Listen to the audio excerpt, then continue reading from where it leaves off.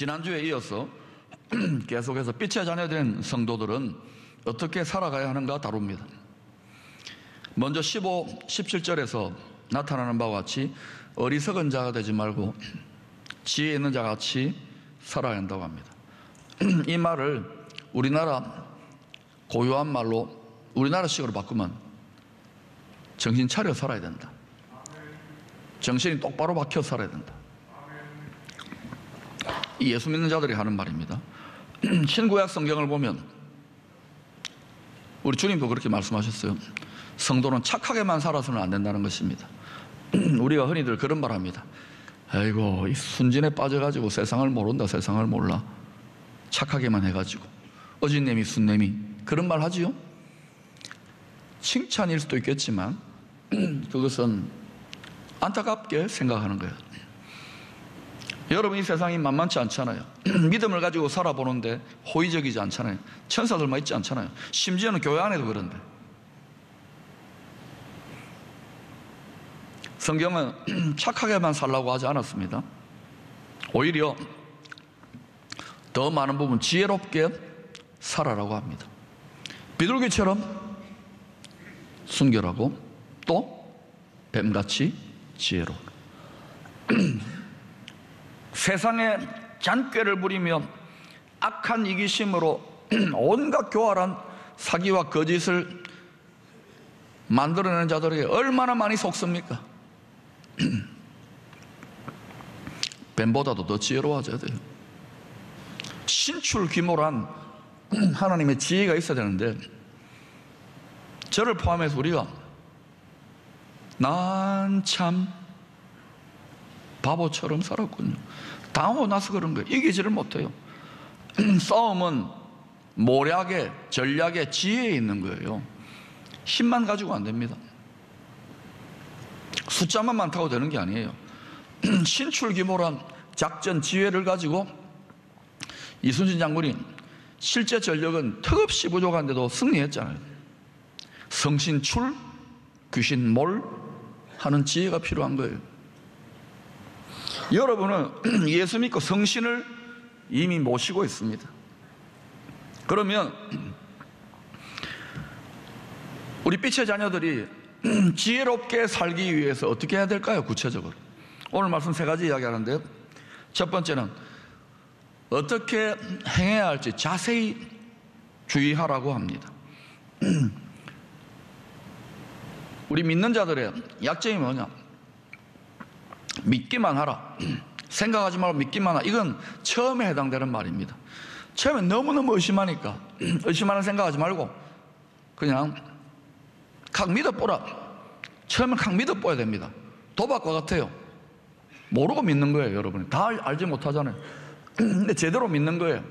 제대로 인생의 도박을 건 거예요. 그런데 그 다음에 믿었으면 그 다음에는 성신, 하나님의 지혜를 따라서, 하나님의 영의 움직임을 따라서 부지런히 머리를 팡팡팡팡 돌려야 되는데 생각에 너무 게을러요. 우리 성도들이 생각을 안 합니다. 또 심지어 교회 지도자들이 성도들이 생각을 못하게 만들어요. 믿음의 경향이, 믿음을 맹목적으로 만들어요. 처음에는 좀 필요합니다, 그런 게. 그러나 여러분 어느 정도 말씀을 알고 신앙의 진리를 확신하는 순간부터는, 그 다음부터는 아는 게 힘이고 습득하는 지식이 힘이고 지혜가 힘입니다. 특별히 신앙생활 오래 하시고 믿음이 성숙하고 진리를 확신하는 분들은 승리하기 위해서 머리를 쓰세요. 우리 이런 말, 제발 머리 좀 써라. 머리 쓰세요. 머리는 미장원 가서 빠마하고 비싸게 물들이기 위한 용도로만 있는 게 아닙니다. 머리를 쓰셔야 됩니다. 머리가 중요합니다. 교회의 머리는 그리스도입니다. 가장 지혜로우신 지혜의 왕의 머리를 빌려오세요. 여러분 머리가 안 되면 자세히 연구하고 살펴야 돼요. 부지런히 성령을 따라. 영의 생각은 생명과 평안이잖아요. 생각하세요. 부탁입니다. 생각하세요. 생각을 너무너무 안 해요. 세계적인 사업가 빌 게이츠는 그 바쁜 사업을 하면서도 일주일 동안 휴가를 내가지고 집중적으로 생각만 한다고 그러잖아요. 옆에 있는 분 인사하십시다. 생각 좀 하십시다. 우리가 이런 말 합니다. 무슨 생각하노? 아무 생각이 없다. 아니에요. 모든 것에 대해 생각해야 됩니다. 남편들이 집안 살림에서 아무 생각이 없다니 알아서 해라, 그러면 안 됩니다. 생각을 해야 돼요. 나라에 대해 생각하고 열방에 대해 생각하고 온 세상에 생각을 해야 됩니다. 왜? 세상을 이기는 믿음이기 때문에 그래요. 두 번째는 때가 악하기 때문에 세월을 아끼라고 합니다. 누가복음 17장 26절 이하에 보면은 주님 오시기 직전의 때를 노아의 때와 같고 롯의 때와 같다고 합니다. 노아의 때와 롯의 때를 어떻게 비유했는가? 사람들이 먹고 마시고 팔고 사고 심고 농사 짓고 집 짓고 이것만 했겠습니다. 오늘날은 직업이 더 많아졌습니다. 인터넷하고 해외여행 가고 골프 치고 쇼핑하고 영화 보고 게임하고 커피 마시고 할 게 너무너무 많아요.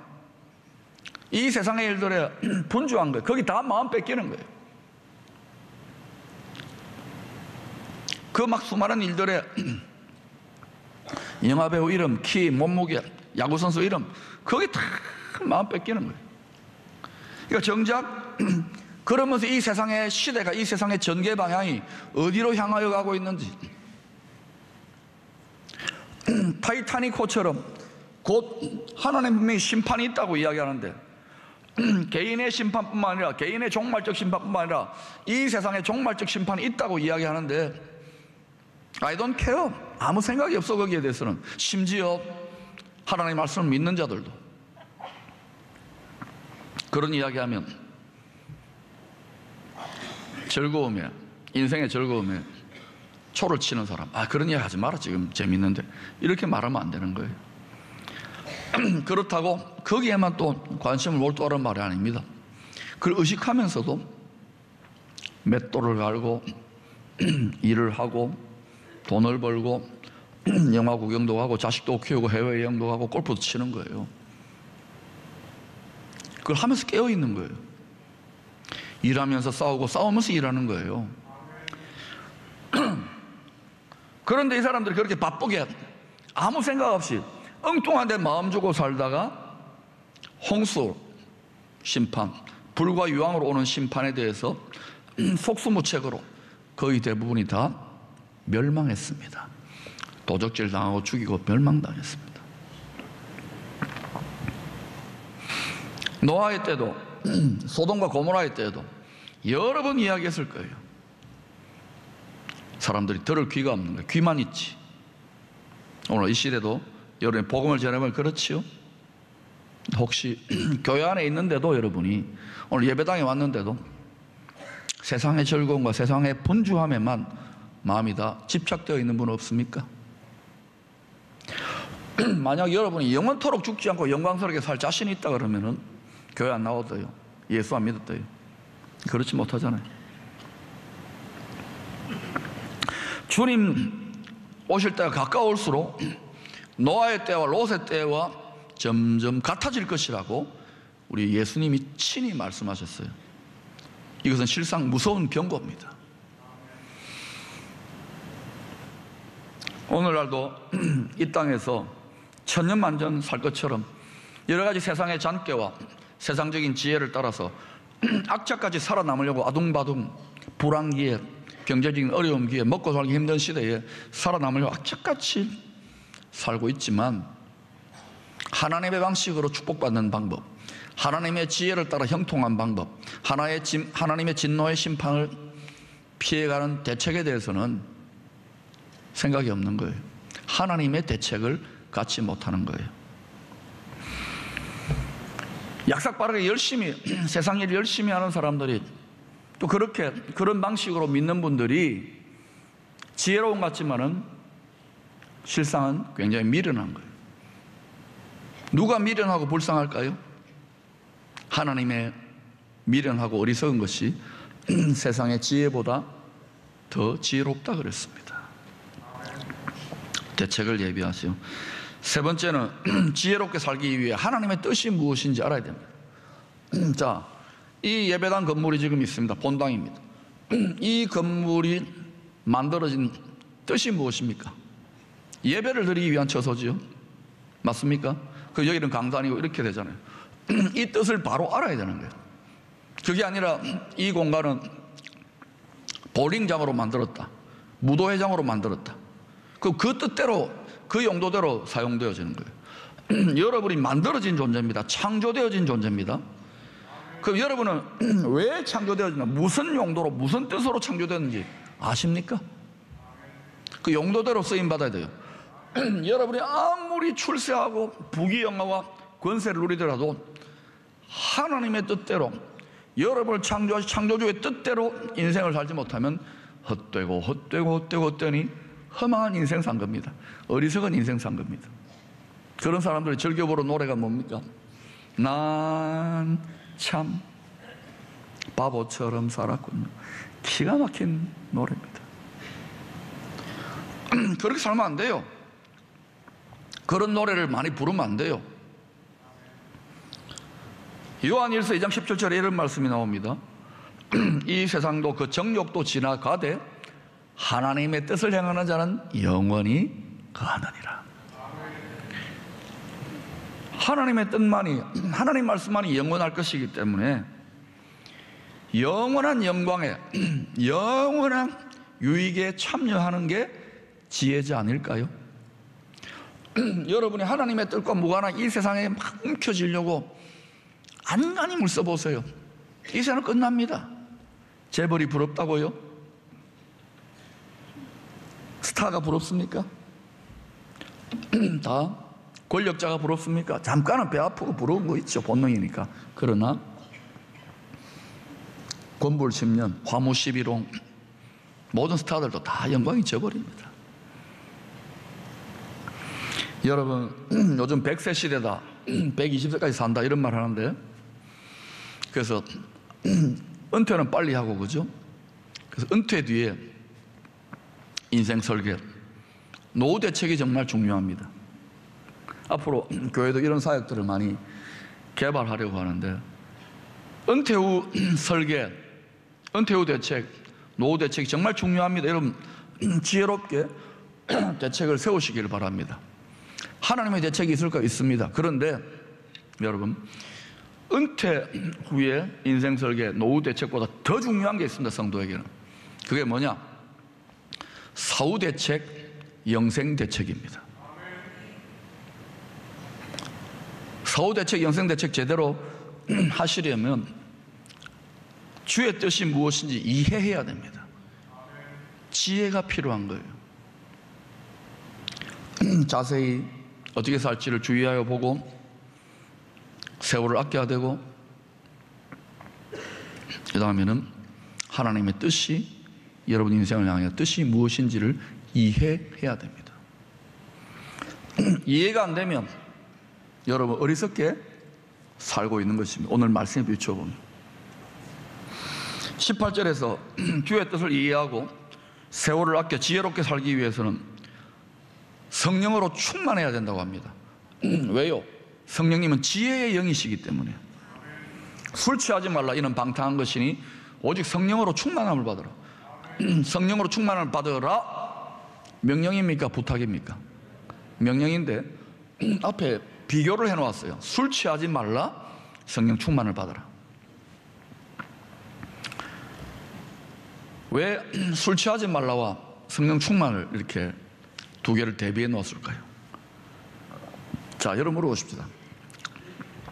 성령 충만한 상태가 어떤 상태인지 여러분 아십니까? 아, 대답이 없군요. 그러면 여러분 술 취한 상태가 어떤 상태인지 아십니까? 아, 아멘 하시자. 환하게 밝아지셨네요. 과거의 경험에 비춰보면 그죠? 술은 어린애기한테 먹여도요 주사를 하고 그럽니다. 술은 강아지한테 먹여도 주사를 해요. 술 취하지 말라, 그 다음에 성령 충만, 이 두 상태를 여러분 이해해야 되는데, 왜 이거를 그러면 같이 한 문장에 섞어 놓았는가? 그것은 에베소 당시에 신전들이 많았는데 신전 제사를 드릴 때 그 제사가 상당히 음란하고 방탕하고 가증한 제사였습니다.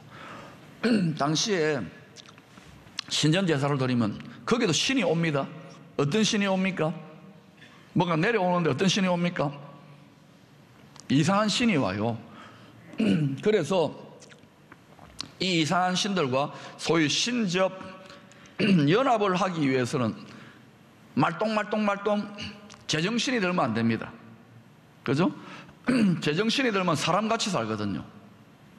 그래서 정신줄을 잃어버려야 되고 제정신이 아니게 하기 위해서 술이 떡이 되도록 마시고요. 심지어는 또 효과를 부여하려고 최엄제나 유황 전기 같은 걸 쏘거나 대마초 같은 걸 먹거나 하여튼 마약 성분의 그런 약물도 복용을 해요. 그러면 사람이요 해롱해롱 신접하기 좋은 상태가 됩니다. 그러면 싹 누가 낚아채지요. 그 상태가 제대로 그 신에게 경배하는 상태라고 믿는 관행들이 널리 퍼져 있어요. 그런 정신줄을 놓은 상태, 제정신이 아닌 상태에서 고대 문헌으로 별짓을 다 했습니다. 집단적으로 방탕한 짓을 부끄럽게도 하거나 큰 소리로 고함을 치거나 서로 때리고 다투고 욕하고, 여러분이 상상할 수 있는 인간들이 정신줄을 놓았을 때 할 수 있는 일은 다 했던 것 같아요. 이것이 막 고달프고 힘들고 고대나 현대나 미래나 먹고 살기 힘들고 인생이 괴롭잖아요. 질병 들고 잊어버리고 싶은 거예요. 왜 여자들이 오늘날 술 마시고 엉뚱한 짓거리 합니까? 위로받고 수고하고 무거운 짐을 지고 스트레스가 이만저만이 아니에요. 고대인들, 현대인들 죽음에 대한 두려움도 있고 잊어버리고 싶은 거예요. 순간적이지만. 그래서 이런 음란하고 가증한 제사를 통해서 짜릿한 황홀 체험, 카타르시스, 이게 한번 딱 중독되면 어때요? 종교적인 중독이 되는 거예요.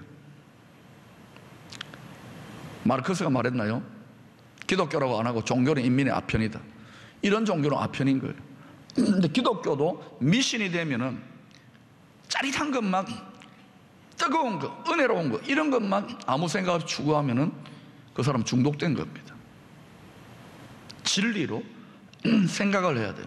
하나님의 뜻이 무엇인지 지혜롭게 신앙생활을 해야 됩니다. 그래서 고대의 에베소 시대에는 술 취함과 종교적 열심이 같이 다녔던 것 같아요. 그래서 술 취하지 마, 그거 아니야, 방탕한 거 아니야, 오직 성령의 충만을 받으라. 동시에 사도행전 2장 13절에 보면은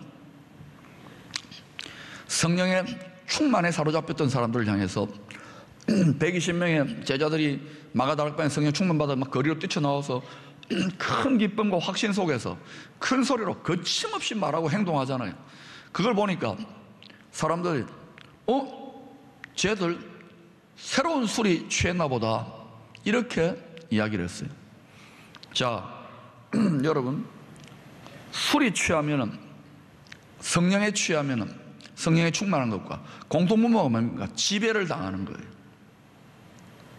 자신의 연약함을 뛰어넘는 거예요. 여러분이 전도를 할 때 왜 성령 충만하게 무장해야 되느냐? 예수 믿으세요 하면 니나 믿으라 하고 막 상처 주고 심지어 물을 끼얹고 기분 나쁜 일을 당하지 않습니다. 그러면 이게 충만하지 않으면 어때요? 확 상처받아서 포기합니다. 그렇게 해서 지금 포기한 분들 많을 거예요. 성신이 충만하면 어때요? 상처 안 됩니다. 그냥 그래도 믿으세요 하고요, 물 시원합니다, 한 그릇 더 부어주세요, 이러고 복음을 전해요. 이게 제정신입니다. 정신이 똑바로 차려진 사람이에요. 그게 쉬운 게 아니에요. 왜? 우리가 누군가에게 복음을 전한다는 것은 거룩한 나라가 다른 나라에게 복음을 전해서 마음을 열게 하고 사랑의 정복을 하는 것인데, 복음으로 예수 그리스도의 왕국을 만드는 것인데, 전쟁인데, 전도는 영적 전쟁인데 그게 쉽다고요? 그러니까 아니지요. 여러분, 술을 많이 마셔보았습니까? 술에 취해가지고 전문 용어로 필름이 끊어져 본 적이 있습니까? 기억도 못하고 그 기간 동안 내 실수를 했습니까? 그럴 때는 비디오로 다 찍어놔야 됩니다. 온갖 주사를 다 부렸겠지요. 자기를 잊어버리는 거예요. 성령의 지배를 받으면 자기를 잊어버립니다.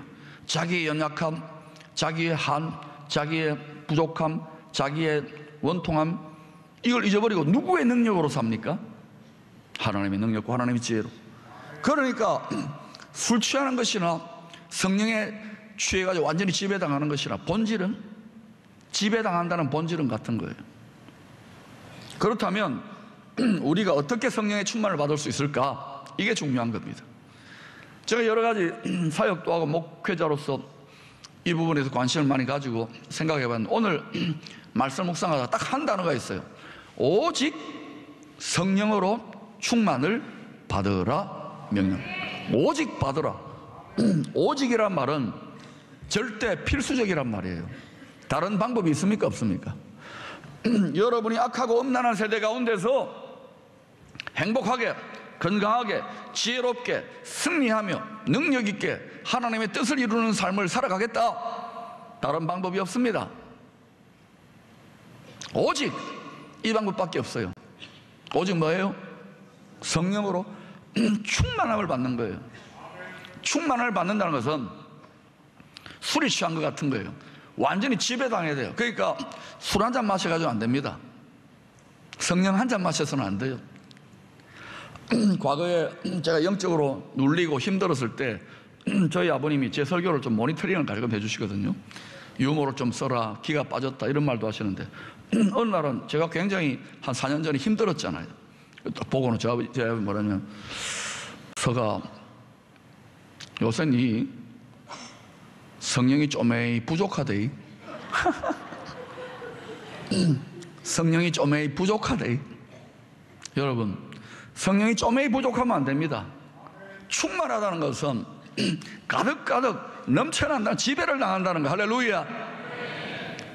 자, 여러분 보니까 성령 충만하게 잘 사시는 분도 있지만 쪼매이 성령이 부족하네. 그래서 살면 안 돼요. 그러면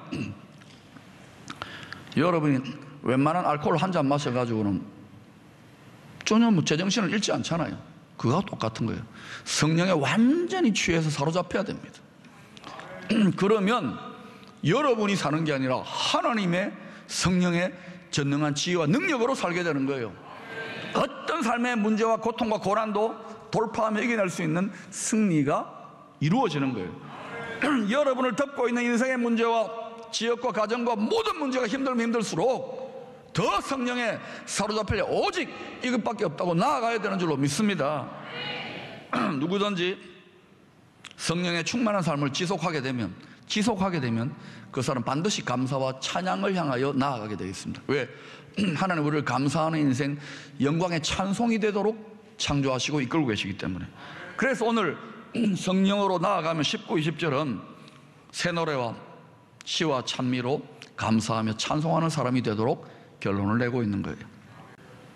잔 맥스웰이라는 목사님이 이런 말을 했습니다. 우리의 오늘은 어제 생각한 결과이다. 우리의 내일은 우리가 오늘 무슨 생각을 하느냐에 달려있다. 어제까지 여러분이 감사의 생각을 하셨다면 오늘 이 시간 예배의 자리에 받은 복을 세어볼 수 있는 감사의 마음의 여유가 있을 것입니다. 그러나 지난 한 주간 물고 뜯고 싸우고 비난하고 불평하고 탄식했다면, 울부짖었다면 이 감사의 예배의 순간에 감사는 온데간데 없이 실종될 것입니다. 오늘 이 시간부터 하루하루 일상의 순간들을 감사의 생각으로 성령을 따라 살아간다면 우리의 내일, 나아가 저 영원한 천국에서 맞이하게 될 우리의 미래는 분명히 영원토록 제한이 없는 가슴 벅찬 영광의 찬송, 감사의 찬송을 드리며 살아가고 있을 것입니다.